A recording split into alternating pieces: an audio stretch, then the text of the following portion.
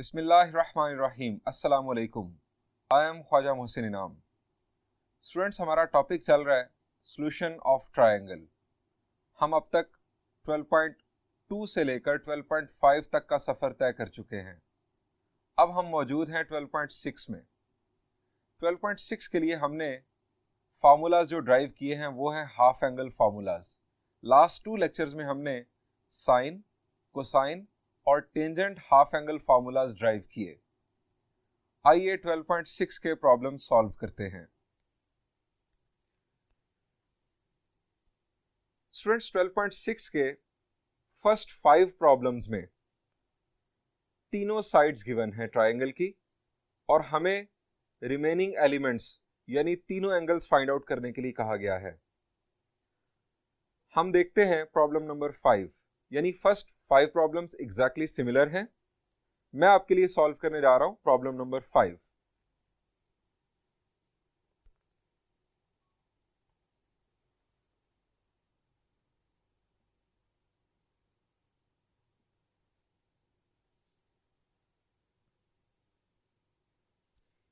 A is 4584, B is 5140, C is 3624।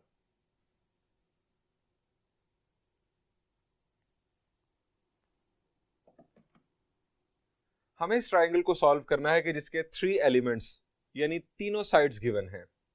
Unknown elements कौन से हैं? जी, अननोन एलिमेंट्स हैं तीनों एंगल्स अल्फा, बीटा और gamma.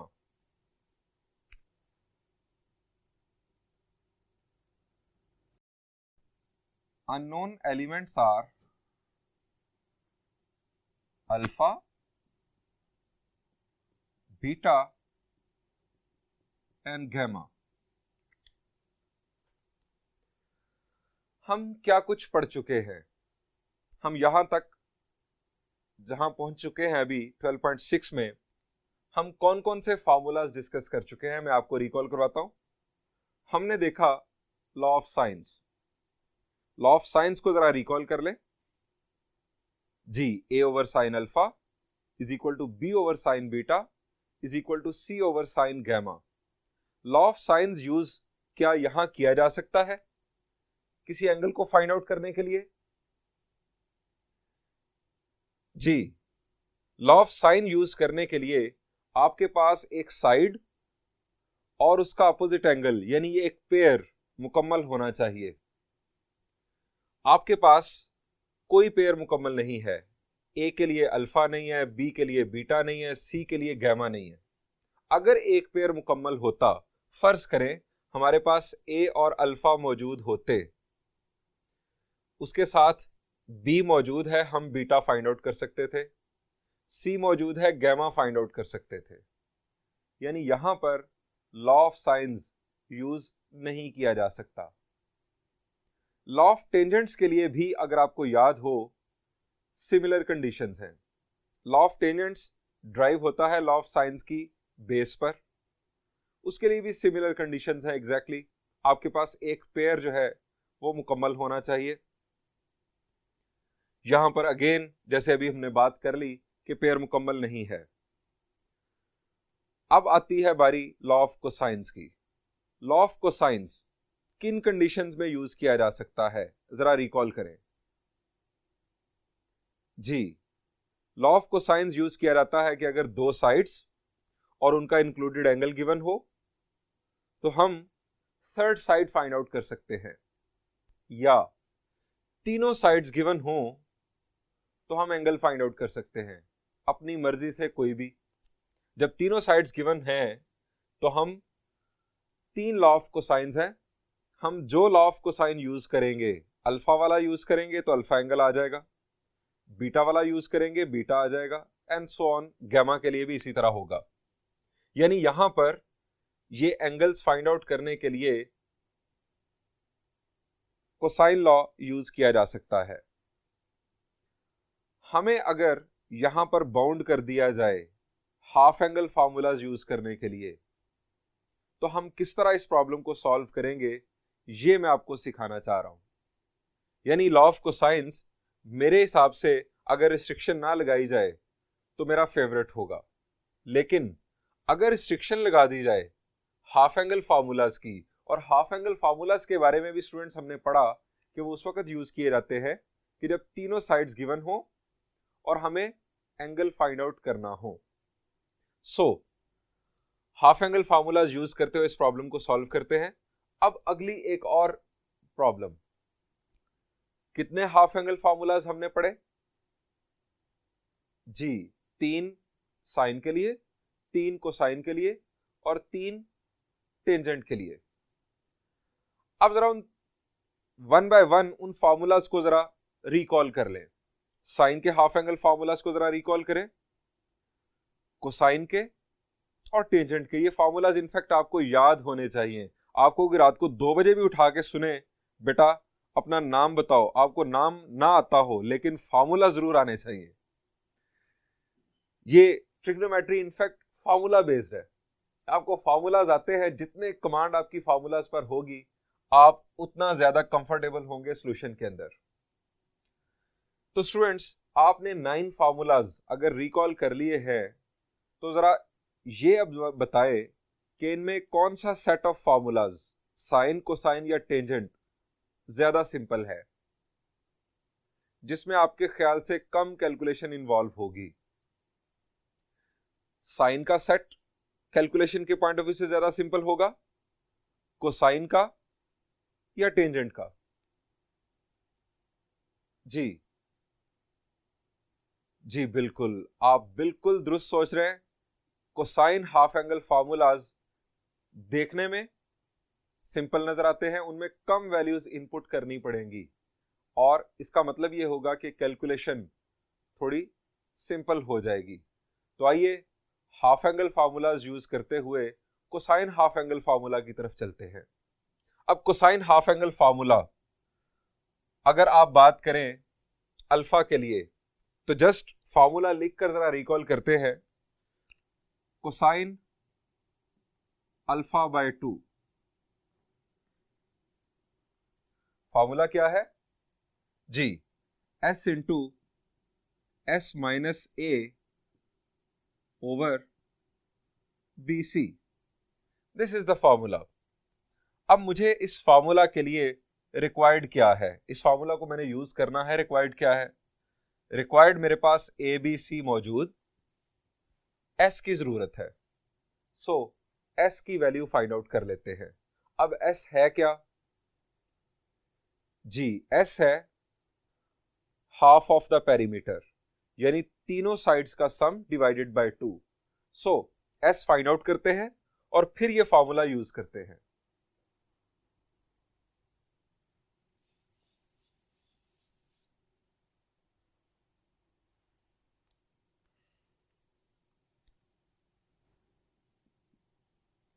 as s is equal to a plus b plus c divided by 2,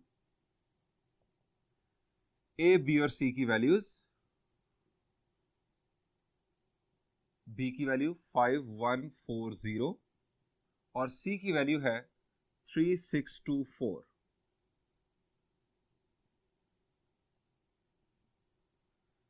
calculate करते हैं using calculator. 4584 plus 5140 3624 divided by 2, we have 6674.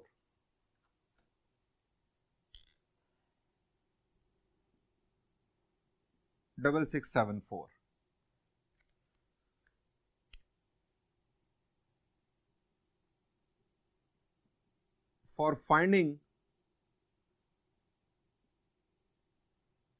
alpha using cosine half angle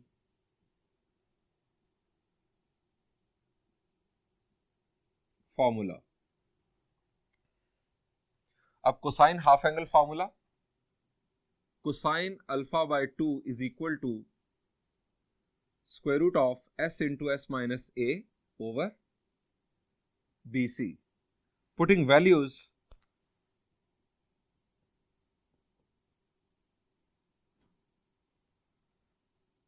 cosine alpha by 2 is equal to, s की value students हमने find out की 6674 minus a की value है 4584 divided by BC, दोनों का product 51403624. Square root दोनों पर है, यानी न्यूमरेटर पर भी और डिनोमिनेटर पर भी. Cosine of alpha by 2. अब स्टूडेंट्स इसे करते हैं calculate.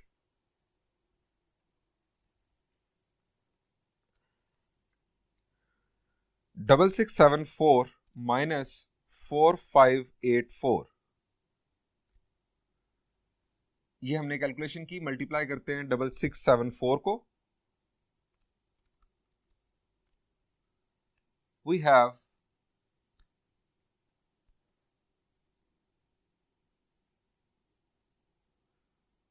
1394860 divided by 5140 multiplied 3624. We have 18627,360. Next step आप समझ गए होंगे. हमें ये डिवीजन परफॉर्म करना है और उसके बाद स्क्वायर रूट लेना है. 1394860 divided by 18627,360. हमें जो आंसर मिला उसका लेते हैं स्क्वायर रूट.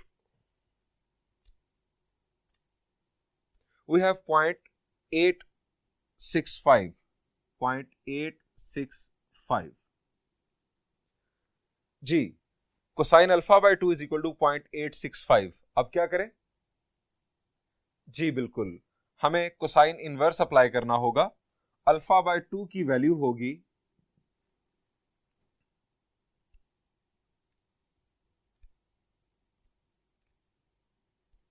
हमें जो एंगल मिल रहा है that is 30 degrees 4 minutes.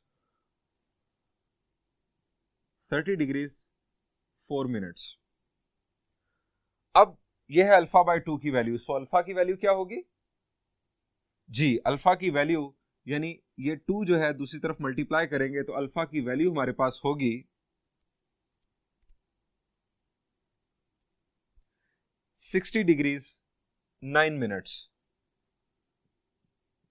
9 minutes इसलिए मुझे मिल रहे हैं कि मेरे पास कुछ सेकंड्स भी मौजूद थे, लेकिन मैंने यहां पर मिनट्स की हद तक आंसर लिखा.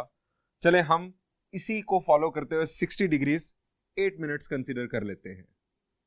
60 डिग्रीज 8 मिनट्स, ये हमारे पास आ गई अल्फा की वैल्यू. एक एंगल हमें मिल गया. अब बीटा फाइंड आउट करने के लिए क्या किया जाए जी? हम दोबारा हाफ एंगल फार्मूला यूज करते हैं. दोबारा हाफ एंगल फार्मूला यूज करते हैं अगेन कोसाइन के लिए ही. फॉर बीटा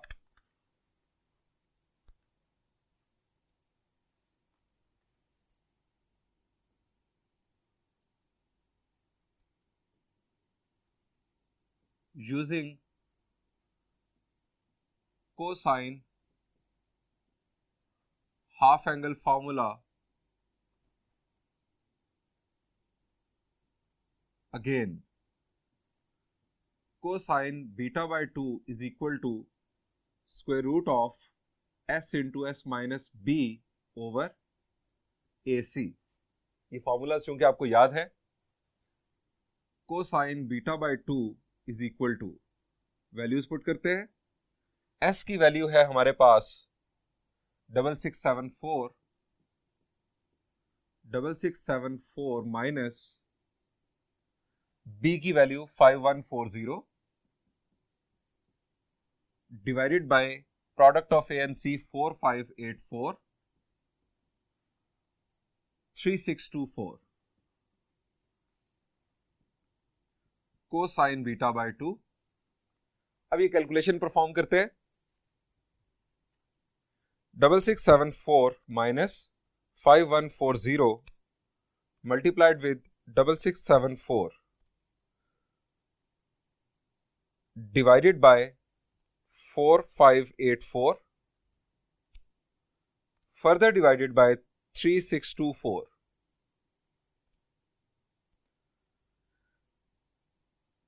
हमारे पास आंसर है इस सारी कैलकुलेशन का 0.616। इसका स्क्वायर रूट अप्लाई करते हैं।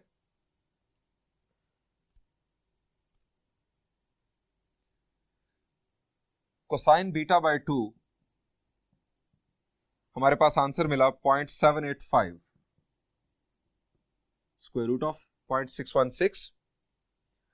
अब कोसाइन इनवर्स अप्लाई करते हैं जिस तरह हमने पहले परफॉर्म किया। We have angle 38 degrees 16 minutes.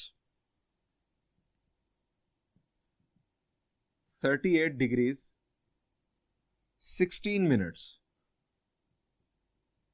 और बीटा की वैल्यू है, प्रोडक्ट ऑफ 2 इसका कर देते हैं 76 डिग्रीज 32 मिनट्स। ये हमारे पास बीटा की वैल्यू। अल्फा और बीटा की वैल्यू स्टूडेंट्स आ चुकी। गैमा की वैल्यू के लिए अब क्या करें? क्या again half angle formula? No no no, जब 2 एंगल्स आ चुके हों तो थर्ड एंगल के लिए हम जी sum of 3 angles of a triangle is equal to 180 का कॉन्सेप्ट यूज करेंगे। यानी एज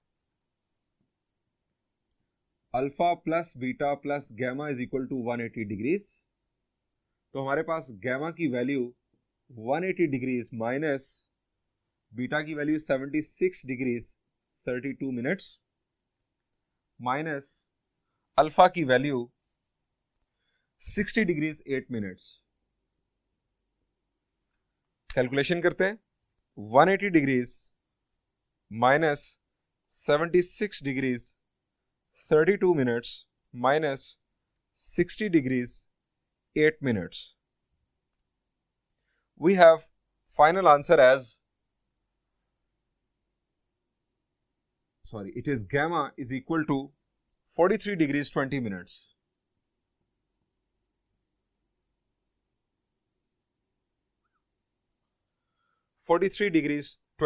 हमारा फाइनल आंसर। स्टूडेंट्स, हमें 3 एंगल्स फाइंड आउट करने के लिए कहा गया था। हमारे पास तीनों एंगल्स इस वक्त आ चुके हैं, अल्फा, बीटा और गैमा। एक क्रॉस चेक ऐसे ही आपकी लर्निंग के लिए भी, और ये कॉन्सेप्ट इनफैक्ट हमें आने वाले प्रॉब्लम्स में भी इसकी जरूरत है। जरा देखिए कि ग्रेटेस्ट साइड कौन सी थी। जी, ग्रेटेस्ट साइड है बी। बी के बाद जी ग्रेटेस्ट साइड हमारे पास बी हमारे पास ग्रेटेस्ट, बी के बाद है ए और ए के बाद है सी। अब जरा एंगल्स को देखिए। आपके पास ग्रेटेस्ट एंगल कौन सा आया? बीटा, उसके बाद अल्फा और उसके बाद गैमा। अगर हम इन्हें भी इसी सीक्वेंस में लिखें तो हमारे पास आ रहा है बीटा, फिर अल्फा और फिर गैमा। और ये ज्योमेट्रिकल प्रॉपर्टी ऑफ ट्राइंगल है। ग्रेटेस्ट साइड का अपोजिट एंगल ग्रेटेस्ट आता है, स्मॉलेस्ट साइड का अपोजिट एंगल स्मॉलेस्ट आता है। आगे आने वाले प्रॉब्लम्स में हो सकता है कि हमें 3 साइड्स गिवन हो और हमें कहा जाए कि ग्रेटेस्ट एंगल या स्मॉलेस्ट एंगल फाइंड आउट करें। सो वहां पर हमें ग्रेटेस्ट साइड और ग्रेटेस्ट एंगल को फॉलो करना होगा। बढ़ते हैं नेक्स्ट प्रॉब्लम की जानिब। मैंने आपके लिए फिफ्थ प्रॉब्लम सॉल्व किया। जो इससे पहले वाले 4 प्रॉब्लम्स हैं वो आप खुद सॉल्व कीजिएगा, बिल्कुल इसी पैटर्न पर सॉल्व किए जा सकते हैं। आप हाफ एंगल फार्मूलाज की प्रैक्टिस भी कर लीजिएगा, लेकिन अगर रिस्ट्रिक्शन ना हो तो मैं दोबारा कहूंगा कि बेस्ट है कि आप लॉ ऑफ कोसाइन यूज करें, मोर सिंपल टू यूज, और उसके बाद आप लॉ ऑफ साइन से एक और एंगल फाइंड आउट कर लें, लेकिन वो एंगल ग्रेटेस्ट एंगल ना हो, और थर्ड आप alpha plus beta plus gamma की मदद से तीसरा एंगल भी फाइंड आउट कर लेंगे। प्रॉब्लम नंबर 9 देखते हैं students. The statement is the measures of side of a triangular plot are 413, 214 and 375 metres. एक ट्रायंगुलर प्लॉट है जिसकी साइड्स के मेजर्स हमें बताए गए हैं, यानी साइड्स की लेंथ्स बताई गई हैं। एक साइड है 413, दूसरी 214 और तीसरी साइड है 375 metres. Find the measures of the corner angles of the plot. हमें उस ट्रायंगुलर प्लॉट के कॉर्नर एंगल्स कैलकुलेट करने हैं। जी, कोई मुख्तलिफ बात? अभी हमने फिफ्थ प्रॉब्लम सॉल्व किया, वहां पर क्या था? जी, वहां पर 3 साइड्स गिवन थी, यहां पर भी 3 साइड्स गिवन है, सिर्फ कहानी बना ली, ट्रायंगुलर प्लॉट की बात कर ली। साइड्स के वहां पर नाम दिए हुए थे ए बी सी, यहां पर नाम नहीं दिए हुए, तो क्या करें? हम खुद लेट कर लेंगे, ए बी सी नाम दे लेते हैं, और उसके बाद अल्फा बीटा और गैमा कोरेस्पॉन्डिंग एंगल्स होंगे जो हम फाइंड आउट कर सकते हैं। सो ये प्रॉब्लम आप खुद सॉल्व कीजिएगा। इसी तरह का एक और problem, problem number 10। 3 villages A, B and C are connected by straight roads 6 kilometer, 9 kilometer and 13 kilometers. What angles these roads make with each other? कहता है 3 विलेज हैं A, B और C। तीनों विलेज आपस में कनेक्टेड हैं। एक road की लेंथ है 6 किलोमीटर, एक रोड की लेंथ 9 किलोमीटर और एक की 13 किलोमीटर्स। हमें उन रोड्स के दरमियान बनने वाले एंगल्स फाइंड आउट करना है। आइए रफ डायग्राम बनाकर इस प्रॉब्लम को फर्दर मैं आपको एक्सप्लेन करता हूं। This is problem number 10 of exercise 12.6।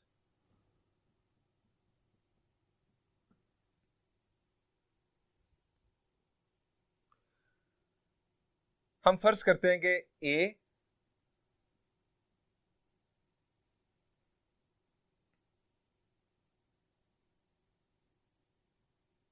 B और सी, ये 3 विलेज हैं। ये तीनों विलेज आपस में कनेक्टेड है रोड्स के जरिए, यानी इस तरह से कनेक्शन हुआ ए और बी का, फिर बी और सी का, और फिर ए और सी का। इन्हें जोड़ने का कोई और सीक्वेंस आपको समझ नहीं आने वाला, यही एक सीक्वेंस है। यानी आप ज्यादा ज्यादा क्या कर सकते हैं, ए को बी से भी जोड़ेंगे, ए को सी से भी, मैंने भी जोड़ दिया, बी को दोनों तरफ जोड़ देंगे, यानी ट्रायंगल ही बनना है इनफैक्ट। अब हमें बताया गया है रोड्स की लेंथ्स। ये जो तीनों आपस में कनेक्टेड हैं, एक रोड की लेंथ है 6 किलोमीटर्स। थोड़ी ब्यूटी लाने के लिए जरा कलर चेंज करते हैं। 6 किलोमीटर्स, 9 किलोमीटर्स और 13 किलोमीटर्स। लेट मी कंफर्म, गलती ना हो जाए जी, 6, 9 and 13 kilometres respectively. Respectively in fact word भी यूज नहीं किया गया। ये हमारे पास रोड्स की लेंथ्स हैं। हमें कहा गया कि आप एंगल्स फाइंड आउट करें जो रोड आपस में बना रहे हैं। अब एंगल्स कौन से जो रोड्स आपस में बना रहे हैं? This one and this one. A B C उसने हमें विलेज के नाम दे दिए, हमारा फायदा कर दिया। इससे क्या फायदा हुआ? हमारा यूजुअल नोटेशन डेवलप हो गया। हम इसकी कहानी कुछ इस तरह से शुरू करेंगे। Refer to rough diagram. A, B and C are village connected by roads.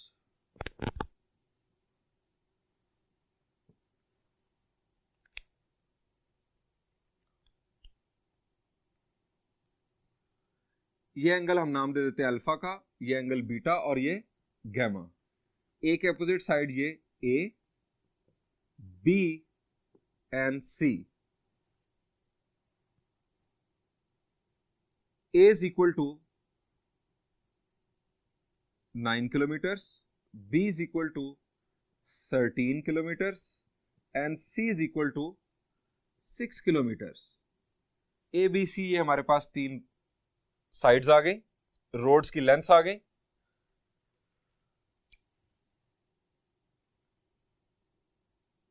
Unknown elements R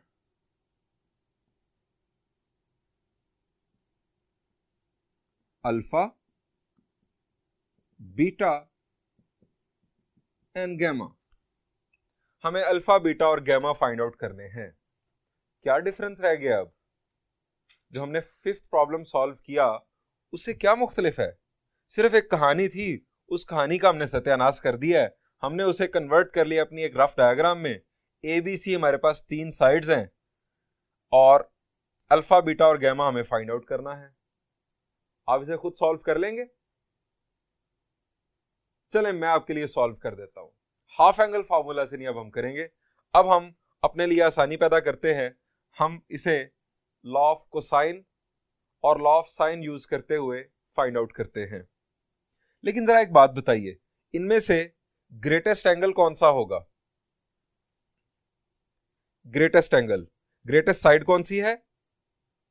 G greatest side है बी, तो ग्रेटेस्ट एंगल होगा बीटा। बीटा फाइंड आउट करने के लिए हमने कौन सा लॉ यूज नहीं करना आपको बताया गया था? जी greatest angle law of sine से फाइंड आउट नहीं करना, गलती का इम्कान हो सकता है। अगर बीटा ऑब्ट्यूज हुआ तो गलती हो जाएगी।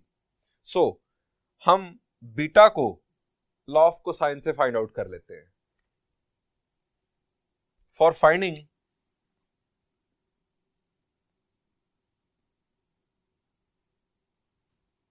Beta using law of cosines,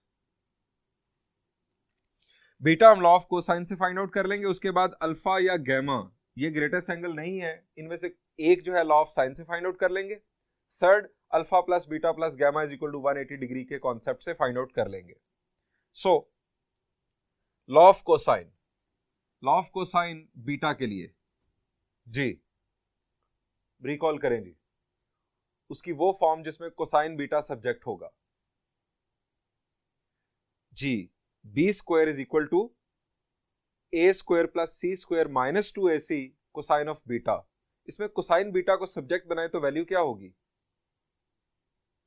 ji value कुछ इस तरह से होगी, cosine beta is equal to A square plus C square minus B square over twice of ac। Putting values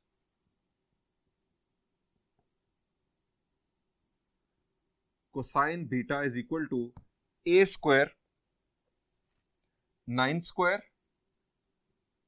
plus C square यानी 6 स्क्वायर माइनस बी स्क्वायर यानी 13 का square divided by twice of A and C, that is 9 and 6।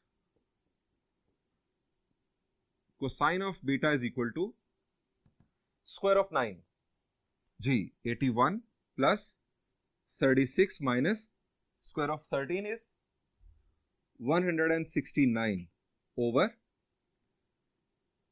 9 6 are 54, 54 twos are 108। जी अब calculator use कर ले, ज्यादा तेज बनने की जरूरत नहीं है, हमें गलती ना हो जाए और वक्त भी बचाना है। 81 plus 36 minus 169, it is minus 52 divided by 108।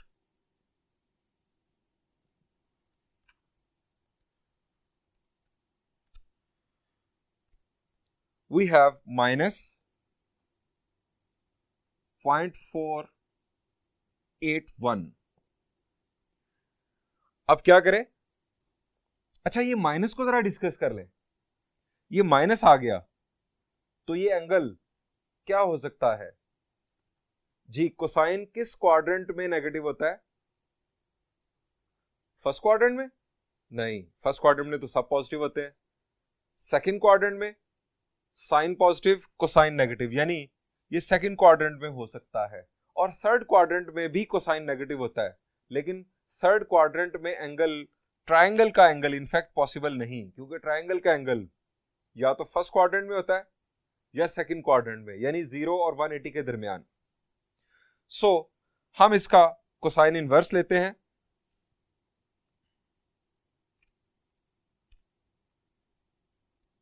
We have 118 degrees 46 minutes. Beta की वैल्यू हमारे पास आई 118 degrees 46 minute.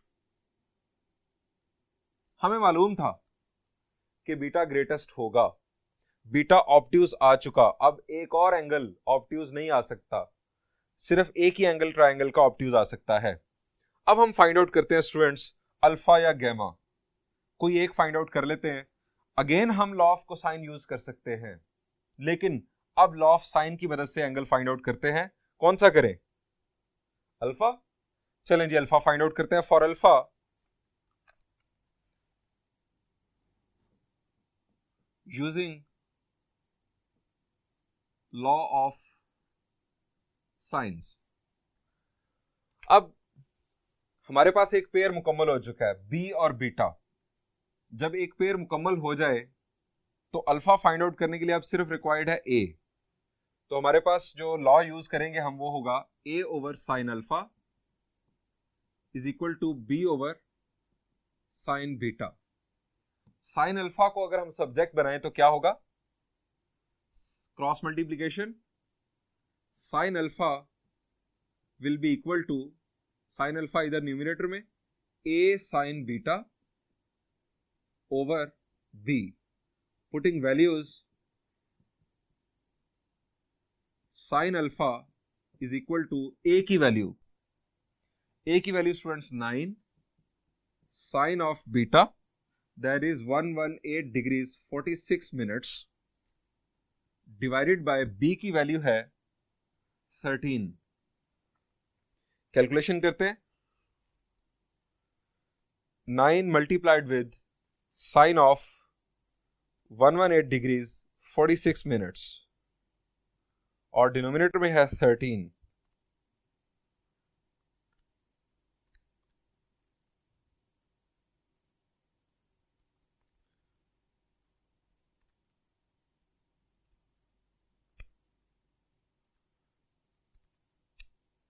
we have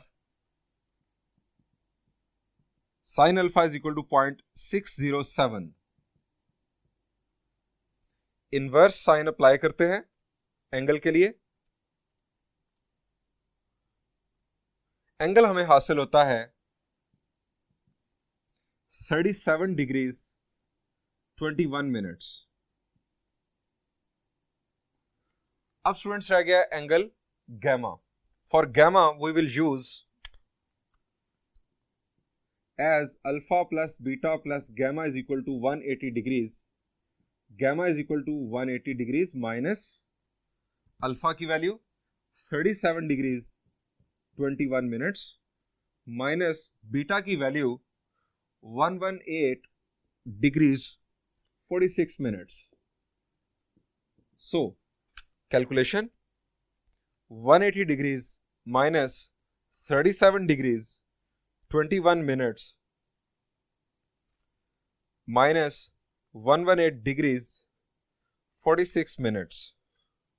We have 23 degrees 53 minutes.